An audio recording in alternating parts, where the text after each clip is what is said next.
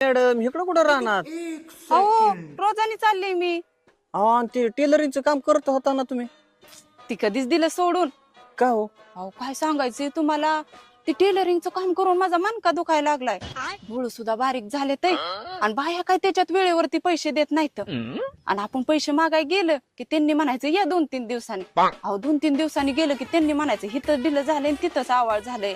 अहो फोन करू करू बायांना कट्टाळा आला. अहो काय सांगायचंय तुम्हाला, काहींनी तर उधाऱ्या पण बुडवल्या.